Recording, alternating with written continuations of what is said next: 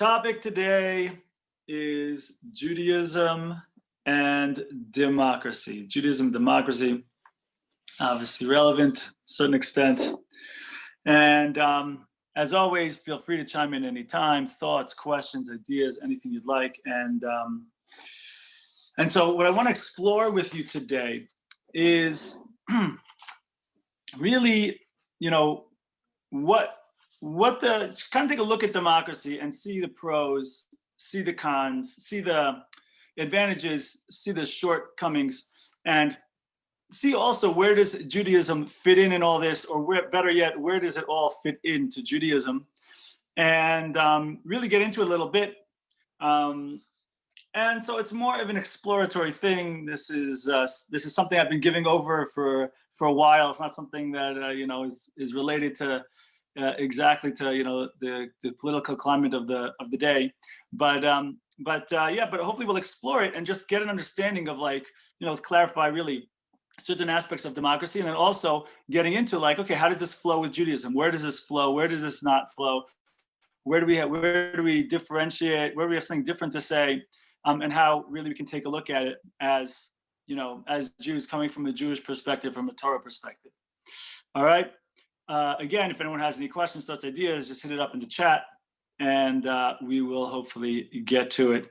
Here goes. So firstly, if we're going to have any discussion about the concept of democracy, we should first understand what we mean by it in the first place, right? And so rule number 2 of any speaking, my good old speaking course that I once took, rule number 2 was define key terms. Define key terms.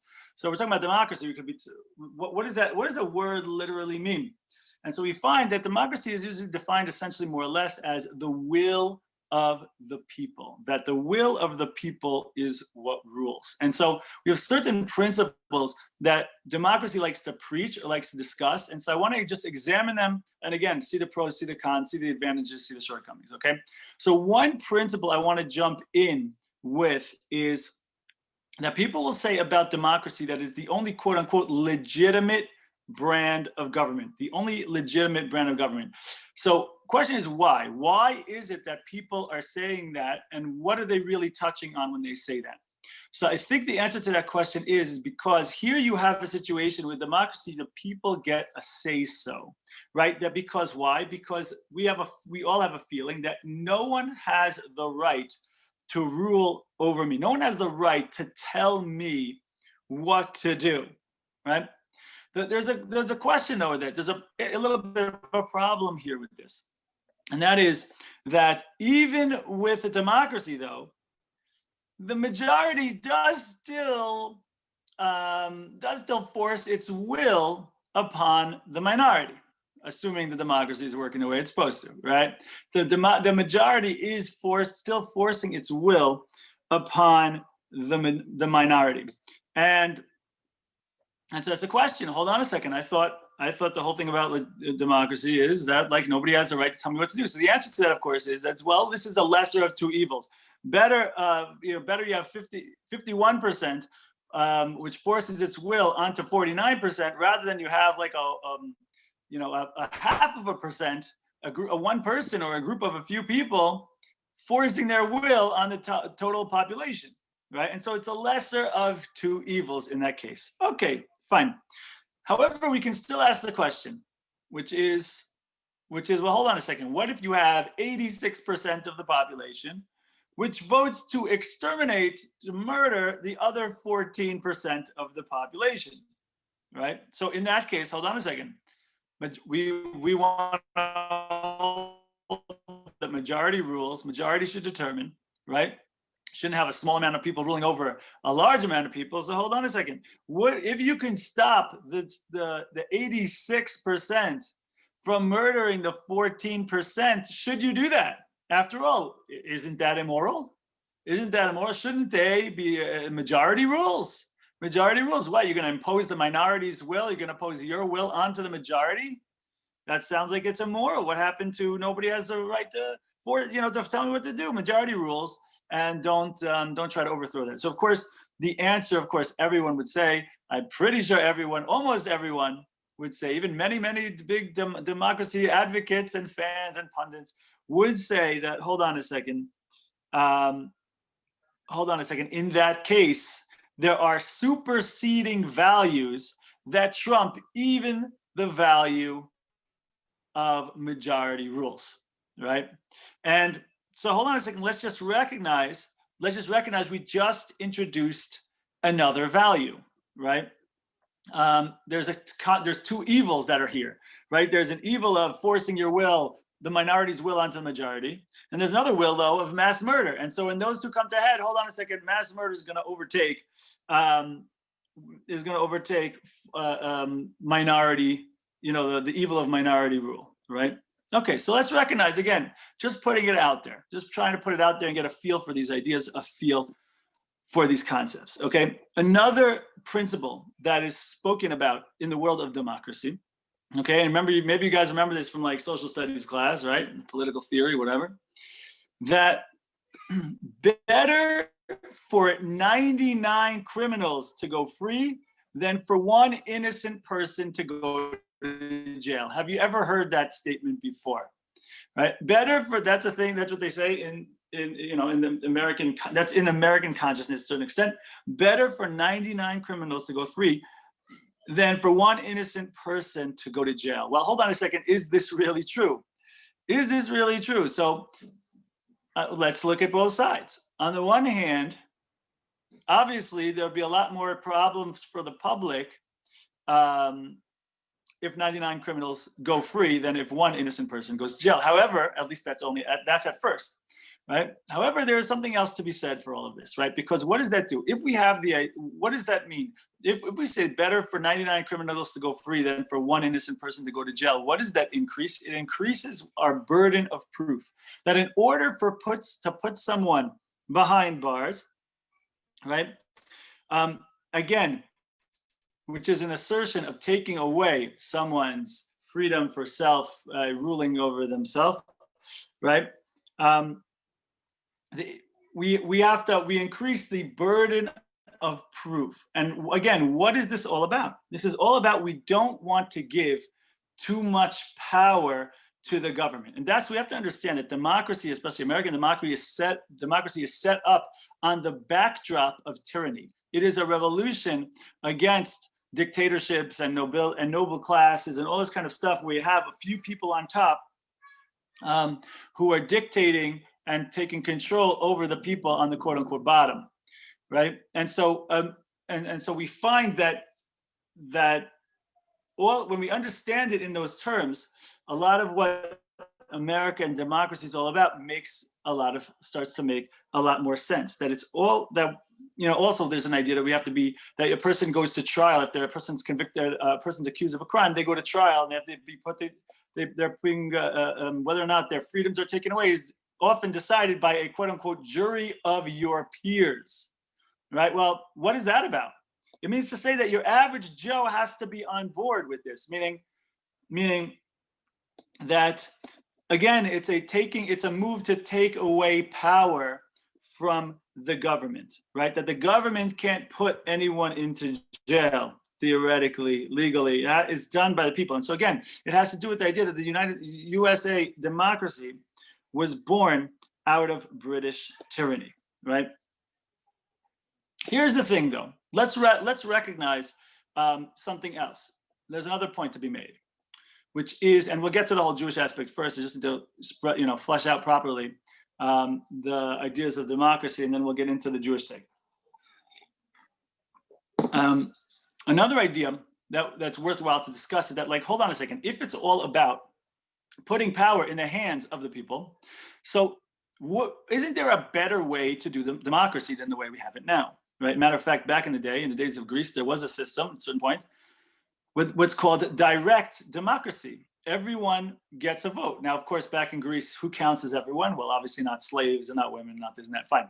But the point is, theoretically, it makes sense. Hold on a second. We don't have it, even in the United States, obviously, we don't have a direct democratic system. We have what's called a representative democracy, right? After all, I mean, and by the way, now more than ever, it is conceivable that we can have a direct democracy. Imagine every morning you wake up with your cup of coffee, 9 o'clock in the morning, you flip on your internet, you go to gov.org or whatever it is, or something.gov or whatever the website is, voting.gov or issuesoftheday.gov, and there you have 8-9 things that you can go ahead and vote on right there for the day. And then look at this, you're going to have a direct democracy where power is put in the hands of the people. Everyone is voting on every issue, right? Wouldn't that really put more power in the hands of the people, right? The way we have it now is that we vote for people and then they vote on the issues. It's not the same. Wouldn't it be obvious? So we're accepting a partial tyranny over here, right? We're accepting a partial tyranny. We are going to, yes, we vote for the people who's hopefully vote for the things we want them to vote for. Wouldn't it be better for us to go ahead and just vote on every issue? So one answer, the reason why, at least in theory, the reason why we don't do this, there's different things you can suggest. But the classical answer that you would give to this is very simple. If you have the masses voting on everything, besides for the fact whether it's impractical, whether it's not, I think it's more practical now than it's ever been before. But there's another issue, which is that the masses are uneducated on the issues, right? So the idea is voting people whose job it is to vote on certain things and to be educated on those issues, supposedly, right? Theoretically, but that's the idea. So we recognize, though, that we just introduced something new here, which is that we are sacrificing a quote unquote legitimate moral, partially sacrificing a certain amount of legitimate moral government, right, which is power to the people. No one has the right to tell me what to do. We're sacrificing that a little bit, what? For the purpose of efficiency, for the purpose of making good decisions, for the purpose of taking reality into account. That is like, whoa, that is a concept we have to take note of, right? And so the question is, hold on a second. So are the people really deciding? Does that ever really happen? And so we have to recognize, right? Let's just be clear that what we're saying is like, it's very similar to if a person, maybe they should get surgery, maybe they shouldn't, right? So where do you go? You go to a doctor. Why? Because supposedly, hopefully the doctor is more educated on the issue, understands the situation with more information than you have, understands the skills necessary, understands the likelihoods and the statistics and understands the symptoms, all that kind of stuff. And so therefore you before you go ahead and make a decision and make a choice and cast your vote, you want to go to someone who is educated on the issue, who takes reality into account, right? And that means to say that oftentimes democracy only makes sense in a situation where people don't, or when we're deciding policy, a lot of the times, just the idea of like the will of the people, oftentimes we have to take into account, obviously, well, what is the reality, right? If there's no reality, so then yeah, sure, okay, everyone should choose whatever they feel like choosing, but we have to understand that there's an idea of a reality, right? And that's where I want to kind of bring in the concept of Judaism here, right? Because of course in Judaism, we say that there is a reality at play, right? As opposed to society around us, which a lot of times wants to say, oh, there's no truth. No truth is the truth, right? Which, by the way, itself is a belief of reality, but fine. The Jewish principle is, of course, that there is something real going on here, right? And so then we get into the question of separation of soul and state, or separation of religion and state, or what they classically say, separation of church and state, right? I'd like to put forth, I'd like to get into that discussion a little bit and put forth that really this never actually happens. Separation of church and state doesn't really happen. Let's explain why. All right, stay with me here for a minute. Before we get into separation of church and state directly, first I want to introduce it with another idea, was defining a couple of terms. And that is fundamentalist and moderate, right? And in order to define them, I even went on the Webster, and in order to get Webster famous dictionary, at least it was back in the day, I don't know how popular it is now, but Webster defines, I'm going to read to you how Webster defines fundamentalism as opposed to moderate. Okay, fundamentalism they define as a movement or attitude stressing strict and literal adherence to a set of basic principles. Okay, let's say that one more time. What is a fundamental? And let's just be clear. I'm saying what does it mean? It means a person adheres to the fundamentals, that they believe in certain fundamentals and they adhere to that, right? Again, a movement or attitude stressing strict and literal adherence to a set of basic principles. All right. Moderate is avoiding extremes of behavior or expression, observing reasonable limits to become less intense. All right. Now, can you hear the idea that a person is only not a fundamentalist towards a certain idea to the extent they don't really believe or feel that idea to be true or make a difference in their lives at the time? Can you hear that idea? Can you hear that idea? Right? And this is why, and so the idea really that I want to bring out is like everyone is fundamentalist about the things that they really believe to be true, or they really put as priority number one, or they really believe to be important, and moderate about things that they don't really, it's not really so important, it could go either way for them, right? Everyone is super Haredi about the things that they believe are to be super true and important, and ultra reform about things that don't really matter to them, right? And so what I want to share with you is the idea that separation of religion and state never really happens, right? Because you can only have separation of religion and state in two scenarios. Either the religion or idea leaves the issue open, and so it's neutral on the issue, and so therefore person can do whatever the state is telling them because the religion doesn't say anything about that particular issue. Okay. Or the religion itself tells its adherents to, on this particular subject, whatever the subject is that the state is issuing forward, and the religion tells its adherents on this particular issue, do whatever the governing body around you wants you to do. But recognize that neither of those are separation of religion and state. One of them is state is fitting into religion just fine, and the other one is religion has no care about the particular issue. Any other situation you can mention, either the adherent to the religion is going to have to violate his religious precept in order to follow what the state wants, or the state, or he's going to have to ignore what the state wants in order to continue and follow along with his religious precept, yeah? So, right, and so let me give you just for an example, a very simple example. Imagine you have a quote unquote Islamic extremist, okay, who gets on a bus in the middle of New York City, and he's all strapped up with explosive devices, and he gets on the bus and he's about to, he does his whole, he yells out what he yells, he's about to blow up the bus, do a suicide bombing, and then there's some security personnel on the bus and they tackle him and they hand him over to the police take him away. Well, hold on a second, I thought you have freedom of religion. What happened with that? And the answer, of course, to that is, well, hold on a second. He has freedom of religion. Yes, there's freedom of religion. A person can be Islamic, but hold on. We have certain laws in this country, right? So wait, hold on a second. You're telling him where he wants to go ahead and fulfill his religious duty to, knock off any non-believers.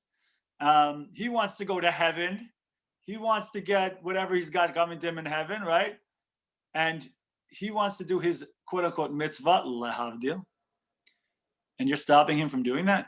What happened to separation of church and state?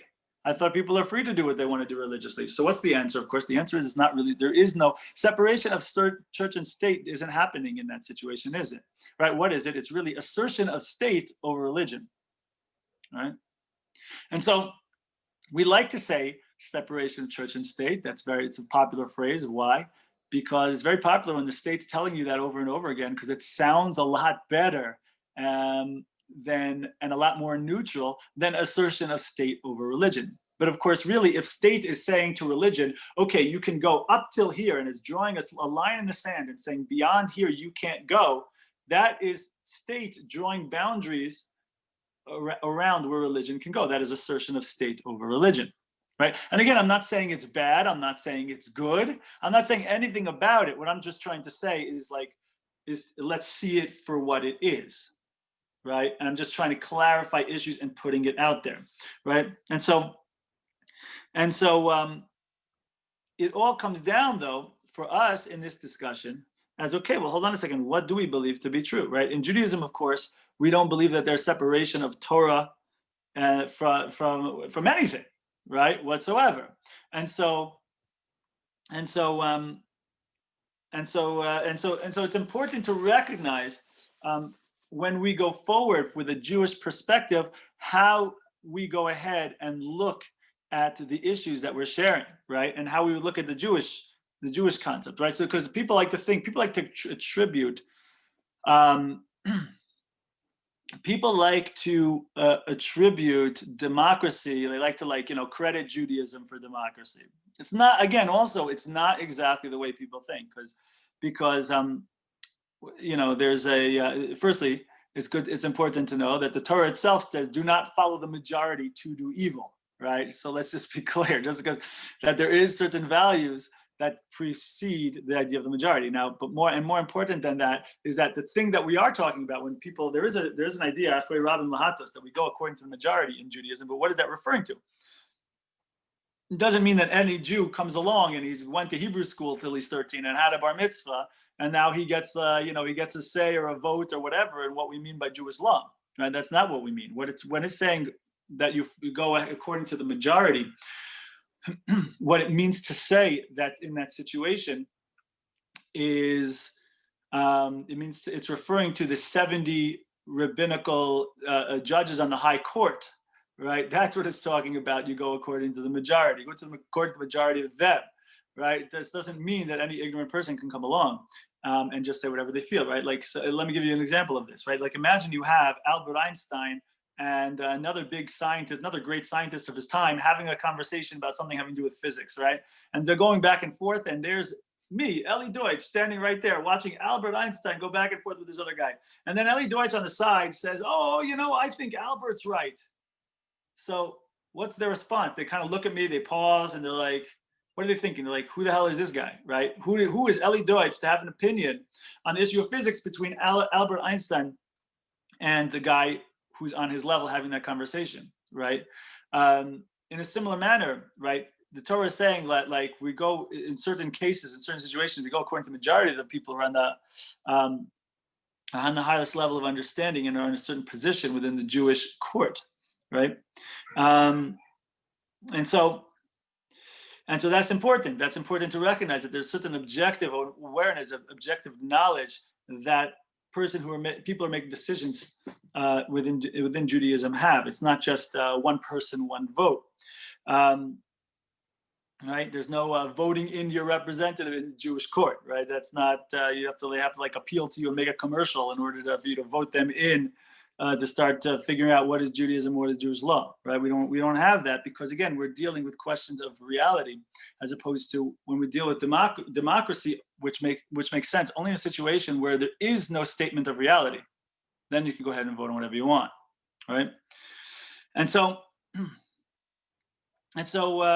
questions, thoughts, ideas. I actually ran through a bunch here. One or two more points I have, but definitely not going to take the whole hour as we usually do. Questions, thoughts, ideas at this point on anything we said? The chat is available, my friends. I got my little wine and Chassidus mug. Bam. Can't unmute.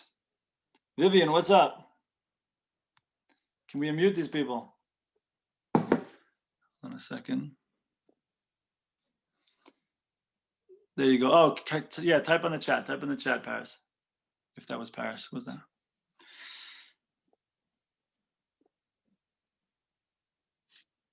Yeah, that was Paris. Okay, I don't know if she's saying anything. I don't know if she's typing. Tough to say.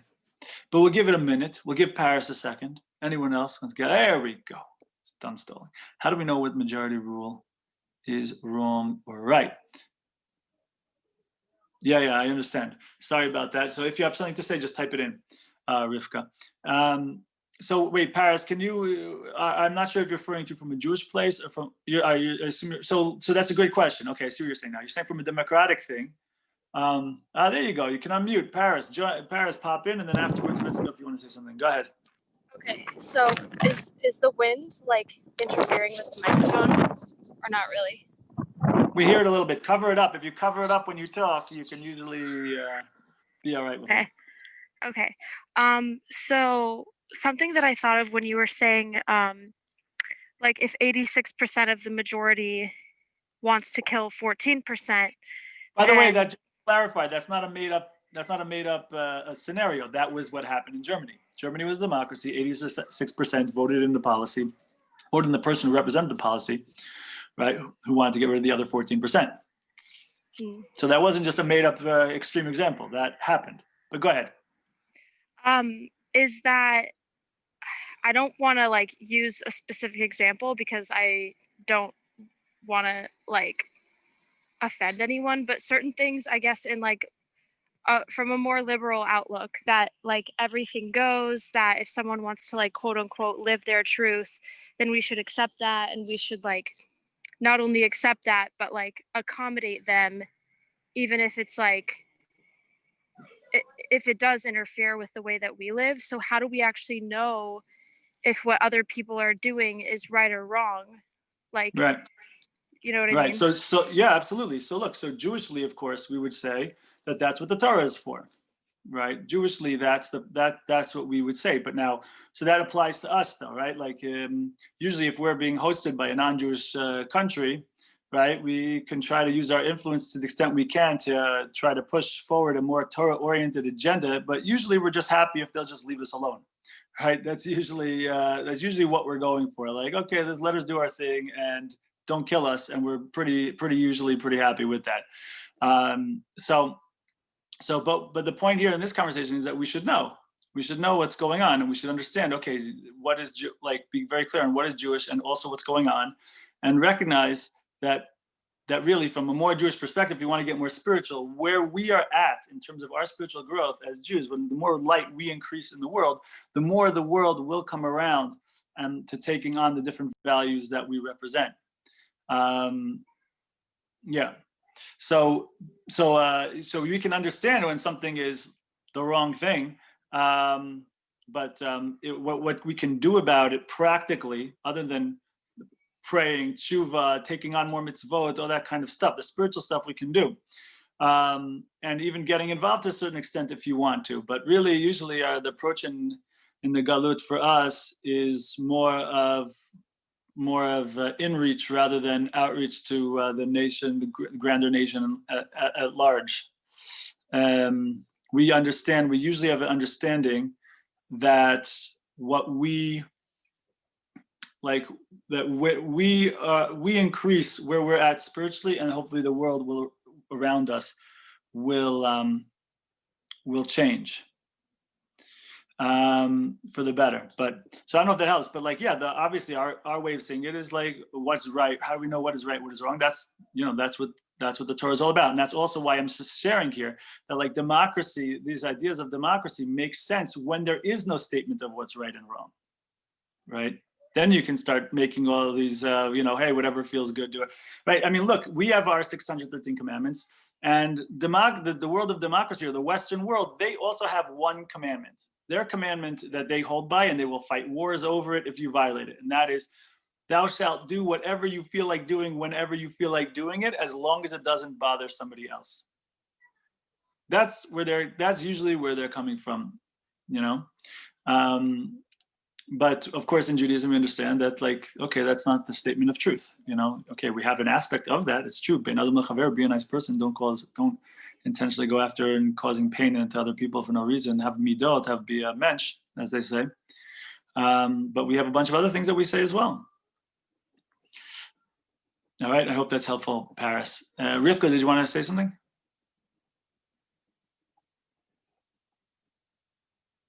Guess not. Yeah. Oh, you're on mute. You're on mute. If you're talking, you're on mute. You're There you hi. Okay, shalom.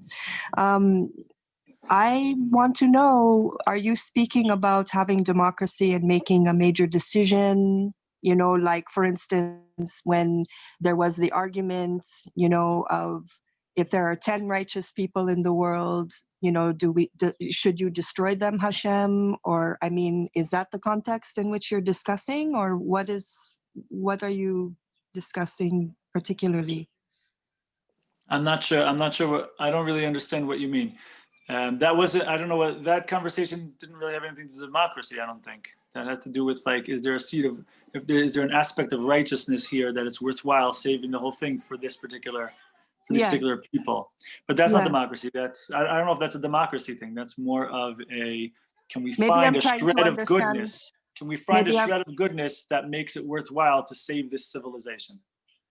Right. So what I'm asking then is, when you're speaking about democracy, what is democracy to one person may not be democracy to another. Democracy, like we said from the beginning of this conversation, is literally means the will of the people, right? The will of the people. That will of the people rule. Hold on, how did we say it before? Democracy, yeah, the will of the people. That the government is the representation of the will of the people, right? So it's the idea of voting. It's the idea of majority rules, that kind of stuff. So American democracy is more of a representative democracy, right? We don't vote on every issue.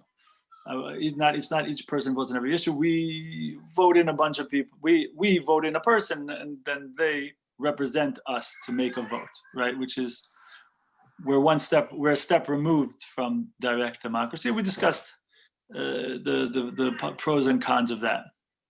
But yeah. What else we got here?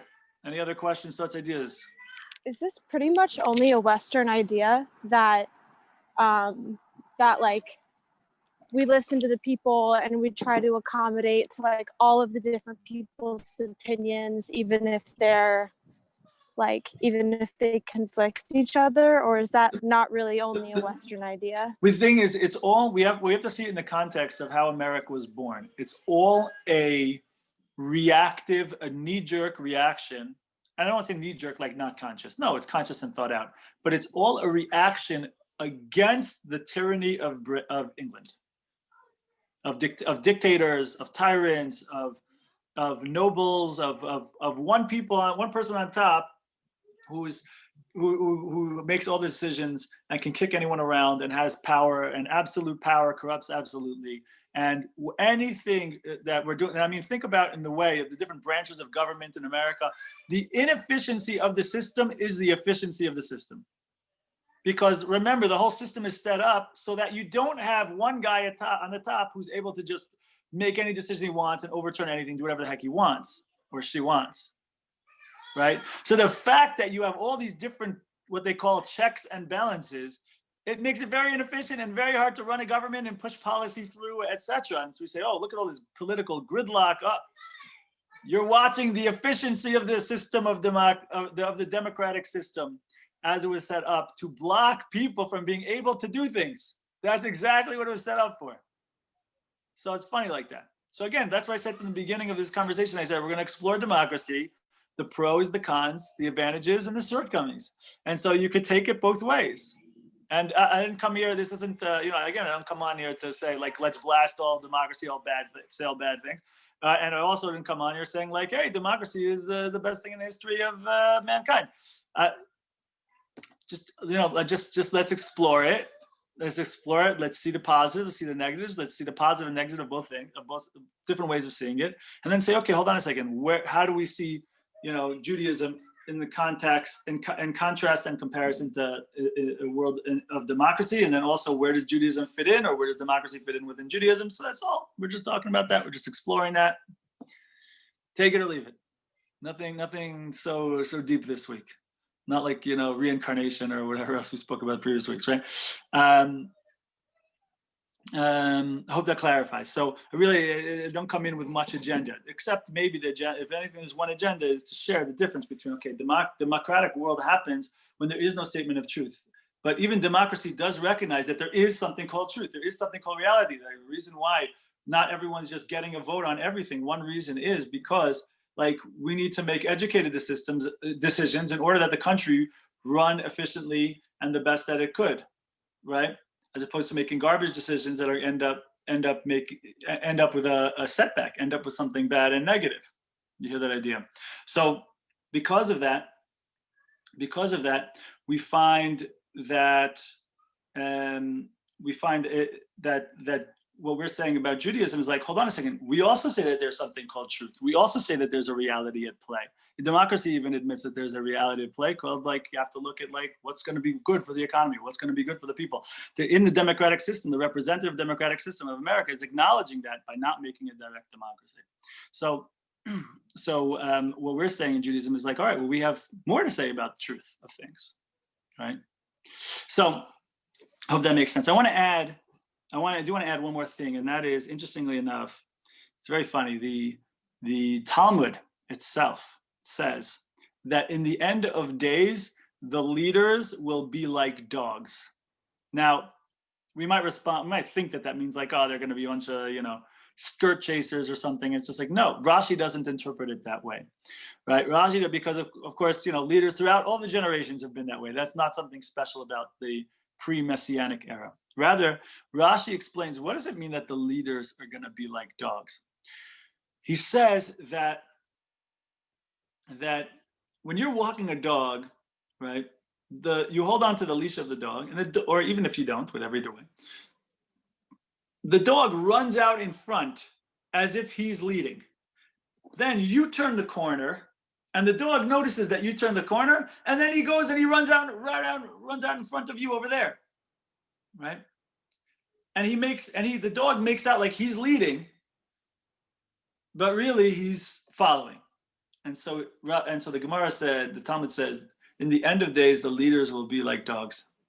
Isn't this exactly what democracy is, right? The masses have a certain belief, have a certain opinion, and then one leader gets out in front, championing that opinion, as if it was always his opinion. The masses change and shift their opinion on something, shift their belief about something. The guy notices, he turns around and he runs out in front over there and he starts championing that, right? You could definitely see that nowadays very, very clearly. You could see that in the certain people who have been in government, in the US government for a while, for decades or whatever, how they've came out and publicly with certain opinions about certain things, about how things should be. 10, 15 years later nowadays, they now all of a sudden champion the opposite side of it. So as it became more popular to champion the opposite side of it. So the point is that this is something, could very well be that it's something that democracy is hopefully a last stop before the Messianic era. It seems to be that's what the Talmud is sharing with us. Questions, thoughts, ideas before we call it over here, my friends. I know it's a little bit early, but share what I wanted to share. Anyone have any comments, questions?